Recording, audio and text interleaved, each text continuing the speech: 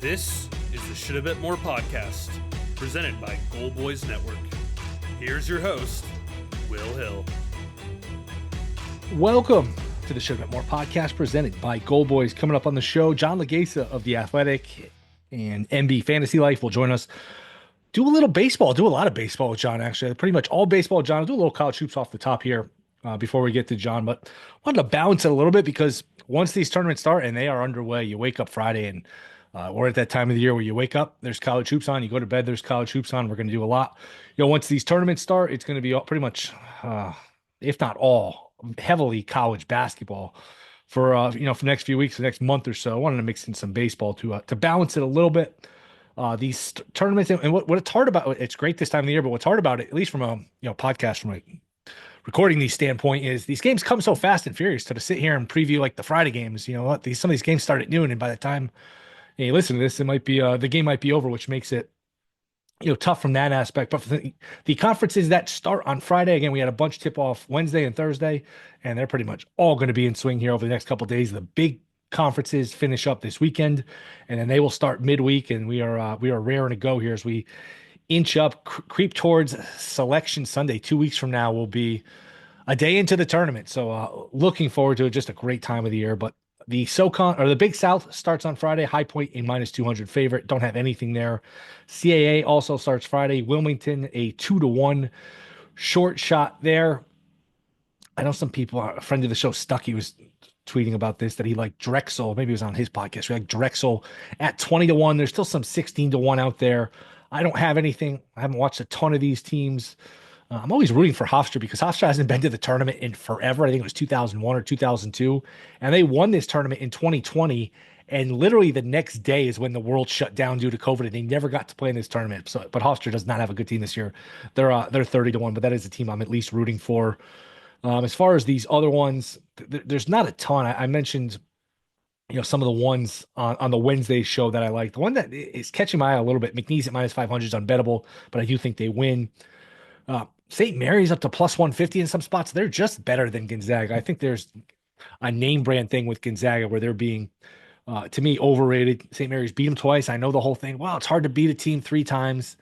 Stats don't really back that up. In theory, it makes sense if you're close-ish teams where just sort of the law of averages of, well, let's compare it to a coin flip where, all right, if you think these teams are even, if the coin lands on heads once and lands on heads twice, what are the chances it's going to land on heads a third time? Well, a lot of people say it's 50-50 because it's heads or tails.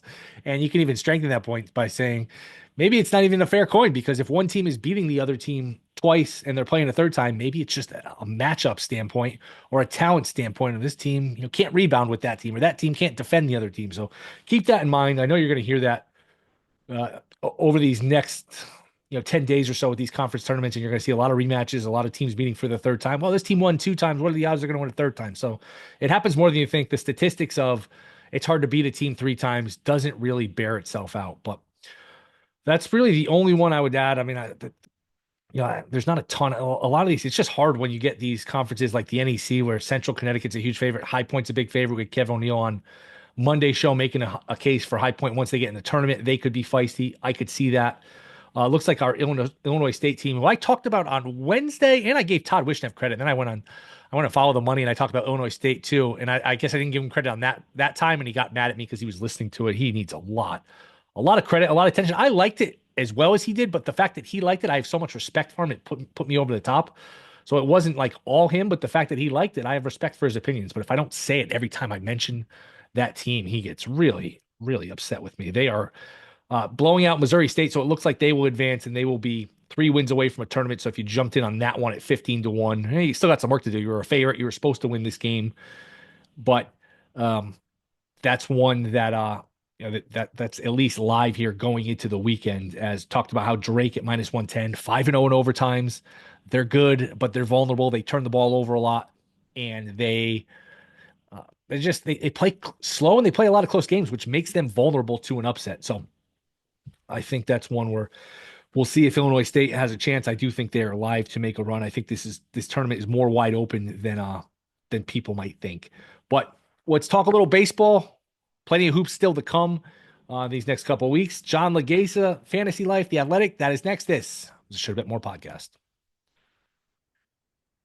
All right, we are back. Shoulda Bet More podcast. You can catch him at the Athletic MB Fantasy Life. It is our buddy. He's back. It is the great John Laghezza. John, we're almost there, man. It's March. March Madness right around the corner. Spring training is full underway. How's it going, man? How's everything? Tis the season, man. You're letting the Tasmanian devil out of the cage. I'm so ready. I'm so ready. It couldn't, as soon as the Super Bowl wraps up, I was already shifting into baseball, but now, like, for me, it's MLB season. Let me just, we'll start with this before we get to specific teams, specific players. What is your process like? How do you start? There's so much data to go over with all the teams. There are so many players. There's so many markets in terms of league leaders and over-unders. Like, what is your process for just starting and getting a handle on, this baseball season? It's funny, being a fantasy wonk actually helps betting because I'm really focused on NFL and MLB.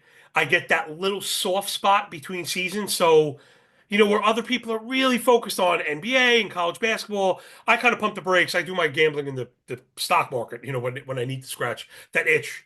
But I'm really focused on the data, like you're saying, because not only is it important to be organized, compartmentalized. There's a mountain of data, but also, like I mentioned, fantasy, that's where a lot of the science behind the game happens. And now, not all of it is relevant. So part of my job is to see what are the fantasy heads into, what has changed, right? A lot of advanced analytics. And I think this season, maybe the last two seasons, it's been a lot of development in the understanding of pitching, right? The pitching analytics have gotten really granular. And now, while they're very fun to look at, I think we also need to not say necessarily pump the brakes on them, but figure out what we need to pump the brakes on. So usually that's my off-season mission is, along with all the data collection, which again comes with the fantasy stuff that I do. So I'm kind of OCD. So I have everything formatted, all the players, and even then some things slip through the cracks, but then kind of focus on the science of it. I can give you a pretty good example. If you have just a second, it was, when we heard the league talk about changing the ball a little bit, we then noticed that a great stat like barrels, for example, right? We love barrels. Barrels stopped having the same impact that they were having. You want to call it a barrel to home run conversion rate or whatever, actually dropped. So it's important to know that stuff because what ended up happening was when they raised the seams, right, that increased drag, in particular for balls that were in the air. So guys that were hitting these towering home runs, obviously like your Judge home runs, those are going out anywhere. But guys that were just kind of clearing the fence with high exit velocity, high launch angle home runs, let's say, those weren't doing the same amount of damage. So that's just one example of, how you might pick up something in the analytical streets that we can then apply to the betting streets, because totals are huge. Missing by a run is going to hurt you almost every time. Have you made any bets yet for the season? Yeah, I have a couple of futures bets. For me, when we're talking process, I think that's probably the most important thing is regiment what you have to bet and work backwards from there. Because the futures market right now, the season hasn't started. So these are kind of open-ended bets right now, meaning, it's not like I generally, because I have a history in stock trading, like I mentioned before, there, I use a daily allotted risk by percentage reflected in units and then work backwards. So I never overlever because, units can be useful, let's say, but they need to be defined. They shouldn't be nebulous. What I mean is if a bettor has just a unit without tying it to percentage of stack, well, then if you have 30 bets, is that 30% of your stack? Or if you have 10 bets opposed to 40 or 2 opposed to 20, how does that affect your road to ruin?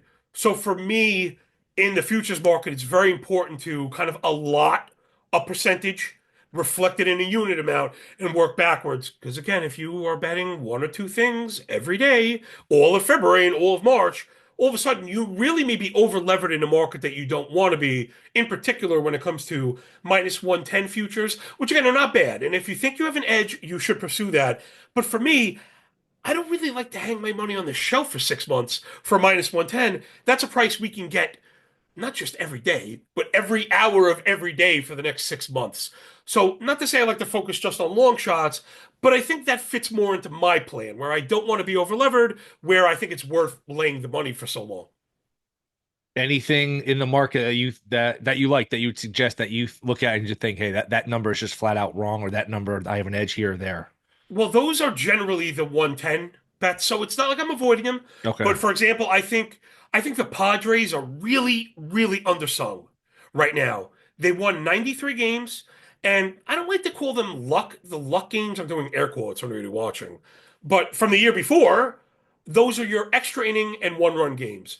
The Padres performed just atrociously in 2023. We expected that to regress in 2024. It did, but it didn't like overly swing, meaning they could have won 97 last year had those completely swung in the other way to positive regression. So I think they pretty much had a true talent output.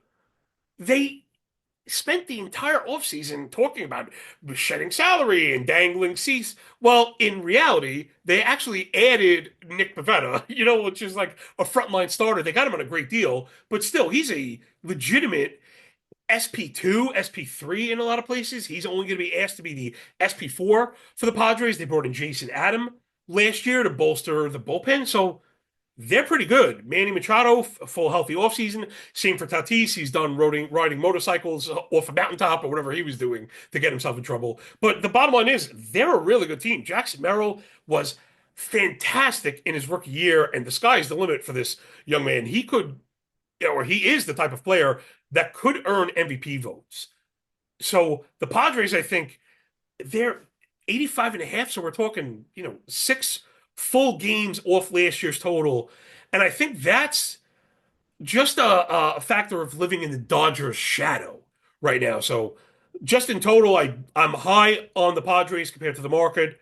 Conversely, I'm low on the Astros compared to the market. Everyone, we have these biases that we carry both directions, right?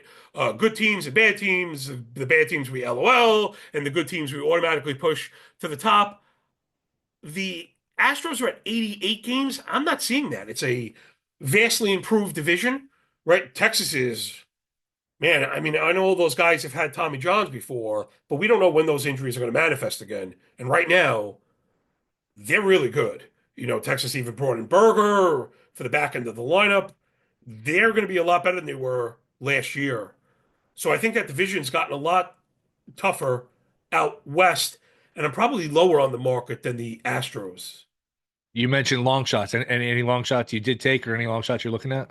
No, I don't. Oh, there was one that's kind of crossed my desk just recently. Those, I think I want a little more information because a lot of those are player based, Okay. and we want to make sure if it's a pitcher that he's healthy on opening day. Right, we're at that point of the year where, oh look, Louis Hill is broken and he's going to miss 6 months. Well, if you placed a bet on him, those go valid the second he takes the mound, and the book doesn't care if you were late, if you were early on the news. So I'm being a bit reticent because I want to make sure these guys are throwing. One that I do really, really like is the youngster on the Braves, Spencer Schwellenbach, to lead the league in wins, which are again are very wonky, but he does check all the boxes. Unbelievably so. I think the workloads get lost in the shuffle sometimes when the players are crossing levels. Did you know he threw 214 innings last year across 3 or 4 different levels? I mean, in today's day and age, that's pretty crazy. Like that's not something guys do anymore, maybe short of like Logan Webb, right? The guys we're expecting 200 innings from, it's a very, very, very short list. So for him to do that at such a young age, there should be no reins on him. He's shown an in-game ability to go deep, and the Braves are awesome, right? So no one can predict wins. Again, that's a kind of a fantasy thing, but wins are very difficult to predict. But if you want to predict them, let's pick a team that should be really good, right? The Braves are projecting to be one of the better teams in the league. He's going to be a frontline starter for them, and they're just stacked top to bottom, even without Acuna to start the year, to bring in, Profar, another year from Harris. Albies is fully healthy. Riley's back fully healthy. Olson's amazing. So, yeah, I think that was 50 to 1. It's a good So, number.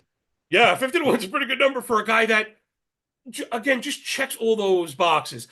For a guy like myself that does drop a lot of numbers and my nose is buried in the spreadsheet, for something like wins, you want to let's keep it simple, right? He has a good workload. He has shown the ability to go deep into games, and he has that workload behind him. So yeah, let's go. How many wins for the Dodgers? Oh my God, a lot, a lot, a lot. They're set at 103 and a half right now, 104. You know, I don't know what to call it, the old school better in me, but just the seasoned better in me says, well, that's something we probably want to go under on. Same way for the converse of that, right? Or the inverse, the White Sox. When you see 53 and a half, from what I understand, I think it was one of your guys too. Someone from VEASAN, I think, put out that was the lowest posted total in over 35 years. So where I would normally say, oh, 103 and a half, you almost automatically go under, and 53 and a half, you almost automatically go over. Maybe I'm pumping the brakes on a new style of organizational management, let's say. So I don't think I would hang 110 on for 6 months for 104 total, but yeah, if anyone's going to do it, they're going to do it. You're a better, and I think one way that we want to look at these future totals, I think there's probably a two-headed monster here, right?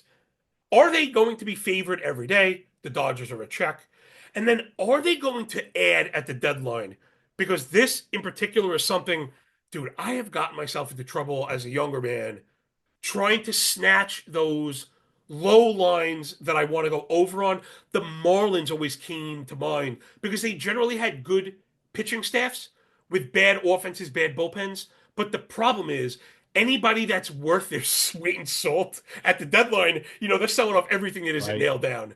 So I'm finding if I am betting totals, they're more overs or under, let's say under a high number, right? I don't want to go over these low numbers. If you've dug into the White Sox roster, shameless self-promotion incoming, you mentioned Fantasy Life. I'm doing team previews right now, MLB, and I have my little flair on it with some stats, projections, outlooks, and then a bet at the end. And again, it's free. You can check it out at Fantasy Life under the betting tab. That White Sox team is really bad. They're really bad. They might not be a favorite once all season.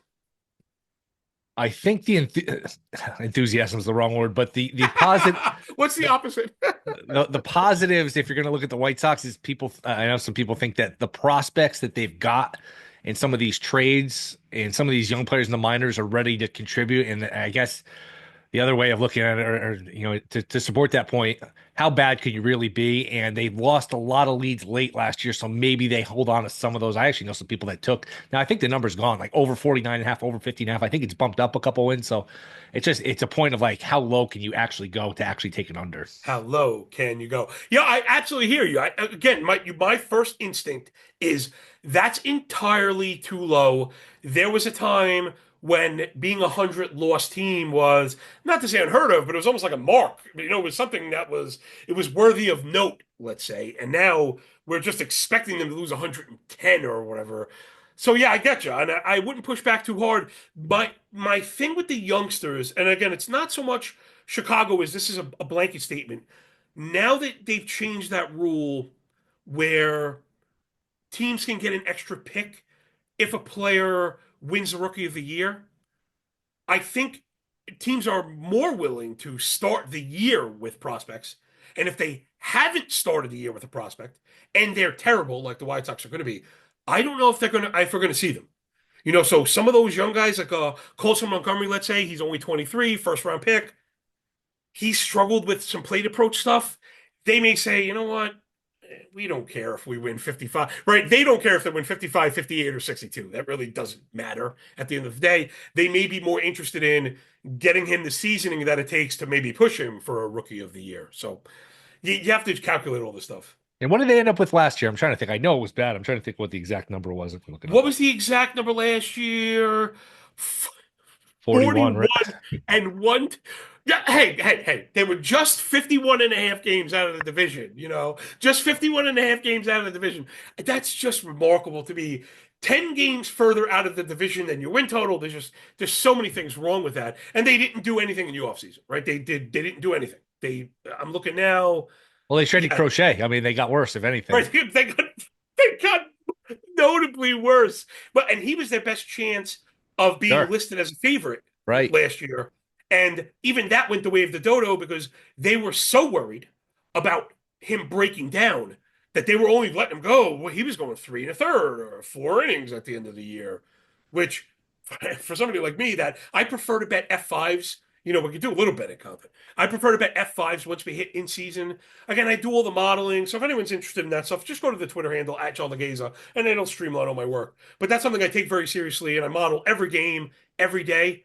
And having done it for so many years now, and then going to back test this stuff, it's infinitely more accurate to model a 5 inning MLB sample only because the vast majority of starters go 5 innings. And once you get beyond that, trying to cap bullpens is really just crazy. And last point to that, and this is what makes the light bulb go off for a lot of people, especially if you've bet the favorite, let's say, and they're tied after five.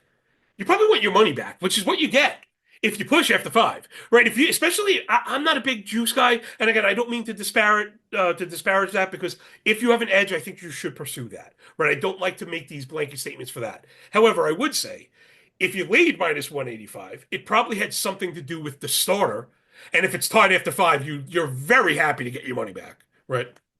Oh yeah, I just think of like the Tigers with Scooble. If you bet Scooble, and it's 2-2 after five, the reason you bet the Tigers is Scooble, and if it's getting Yep. into the sixth, seventh, eighth inning, I don't know how much of a piece of the Tigers you want. So Yeah. I'm totally with you. Plus, there's a human element. Do I want to sit here and stress these coin flips of the ghost runner on second, the Hate bullpens? it. You know what? I'll take my money. I'll go about my day. It's quicker. It's an hour and a half that first 5 innings, and you go on to the next one. So I'm completely with you. The first five. You know what? Another great lead in to expand on that, because again, of course, you should do this for a living. You're really good at this. Is when we deal with the Ghost Runner. So I've had that actually change again. The trading stuff always comes to the fore for me. I quite literally have a written plan, right? I have rules that I don't like. I won't bet the under in cores almost no matter what. And to that point, what you're mentioning, I won't bet full game unders Same with me. anymore because of the Ghost Runner. If I bet an under, it's going to be F5, right? And if it's a push, it's a push. If not, you get what you get, and you don't get upset because once you have a 1-1 game through nine, go over nine You're done. You in can't do it extras, anymore. you can't do it anymore. Bingo, bango. Last thing to the F5 that I wanted to mention, because sometimes I mention this stuff and people like it. Well, really? Well, that to that point with the pitching and even to the Marlins I mentioned before, there is a good way to profit off those bad teams with good pitching, like the White Sox. We're very profitable as far as F5 run lines go because you actually Yes. cash that bet on a Yep. tie. Give that to me all day. I absolutely love that. I call it the race to 15 outs, right? That's it. It's a race to 15 outs. And if you think you have the pitching edge in a race to 15 outs where you can cash on a tie, in particular if you're getting plus money, those are probably my favorite bets in season. Yep, totally with you. How do you look at the AL East? Obviously, we're both Yankee guys. A lot of enthusiasm for the Red Sox, which I share, but I'm starting to worry. Like, man, everybody likes the Red Sox. Yeah. Orioles are still there. How do you handicap this race? How good do you think the Yankees be, and what are your thoughts on this division overall? Yeah. I mean, it's definitely going to be like a war of attrition. Right. So there's going to be some self-emulation going on, right? They're going to feed on each other. Yankees, I'm seeing 91.5, though. My board is probably a couple days old. It's everybody in one spot. So I knew I'd have to reference it. That's probably right on the money. If anything, I'm probably a little bit lower. Hopefully I remember my point in this at the end of this. So Yankees, I think I'm lower. Red Sox, yeah, they're really good. They're pitching, they're hitting. They have something else that I didn't mention that you mentioned for the White Sox is they're stacked with quality rookies. Like they are just to the brim with quality rookies. There's like two or three guys that right now look like they could be MLB ready and ready to go. So they can lose pieces and have a very viable replacement where the Yankees are losing pieces already and it's just what it is right now. I can't believe it. We took our first black eye when we lost a generational superstar free agent to the Mets. George spinning in his grave right now. But now Louis Hill is down. and it's looking pretty bleak for the Yankees, if you ask me. You try and replace a Soto with a guy like Bellinger, who I know there's a world where we're in love with his swing style and the way he pulls the ball and the short porch. That could work out. Same for kind of Goldschmidt, professional hitter. You need him to bounce back. He's on the wrong side of 35, right? And we saw where the Rizzo thing goes wrong, the Goldschmidt thing goes wrong, the same way the Rizzo thing goes wrong. DJ LeMahieu, who should have been in the Steinbrenner world of George, DJ would have been cut already, right? They would have moved on from that. That was a bad contract. They bought the Coors production that's long gone. I don't know what we're going to get at third base. Maybe we get Oswald Peraza, and how good is he going to be? We're asking for a lot from the Yankees. I don't think they're as good as the Orioles or the Red Sox, to be honest. They're missing some starting pitcher depth right now. Schmidt, I think, has even had some issues, so it's probably arrowed down for the Yankees. And my point before, are they going to add? I don't know. It doesn't feel like it right now. It doesn't feel like it. And when they do add, what do they add? It's always, to your point, it's always the discount aisle. It's always the lesser guy. Yeah. It's just, it's never. I mean, they got the fillet with Soto, but they couldn't keep him. It's always like, oh, we'll get Bellinger, he's on a discount. We'll get Goldschmidt, he's on a discount. I mean, going back for Yeah, years, yeah. Rizzo instead of Freeman, not getting Harper, not getting Oh, I Seager. It's mentioned just, it that. drives you crazy. It drives you I mentioned absolutely on crazy. a Gill show last week. Freeman was right there. He's a perfect Yankee, great guy. And the money was too much, which is not something that we're really used to. I'm looking at the roster right now, and man, it is just replete with injury concerns. Also, I know injury prone is not necessarily a thing. We learned that playing fantasy baseball and football. But would you really go over? Like, would you bet the over on 600 plate appearances for Jazz Chisholm? I wouldn't. Well, that's the thing with Judge too, that this team cannot afford a Judge 1 month absence. And if you look at the back of his baseball card, some of it's been fluky, but he's 33. If he misses 3 or 4 weeks, boy, what does that lineup look like? I actually really like his under 49.5 homers just because of the injury concern. And I think he's going to get either walked a lot or pitched very carefully, where he was coming up last year, man on first and second with Soto hitting in front of him. Now, it's 2 out, nobody on. He's just throwing breaking balls in the dirt, and if he swings, he Yep. swings. If he doesn't, take first base, and we'll deal with Bellinger. We'll deal with Goldschmidt. Stanton's hurt. I like the pitching. I like the bullpen. Devin Williams and Weaver. That's not a bad. I think the bullpen's improved, but yeah, it's going to be impossible to replace Soto. What NL East? Yeah. Any thoughts? That's a good 3-team race. Mets, who may not have enough pitching, but that's a great lineup. And then the Braves and Phillies still obviously really good. Yeah, that's the big thing with the Mets. Although they have shown that they're gonna go add, right? They're gonna go add. They also have Brandon Sproat hanging out down in the minors. He looks electric. If he gets a look in the bigs, he could be an impact guy. I think they are due to get Christian Scott back maybe halfway through the season, right? Luis Angel Acuna is kind of waiting in the wings. So Beatty, if you lose Vientos, very similar to what you're saying about the Yankees. All the holes that the Yankees have, the Mets and the Red Sox kind of have these backup plans in place. You know, and that's just it's killing me. You can hear my voice. As a handicapper, I really kind of separate myself from that.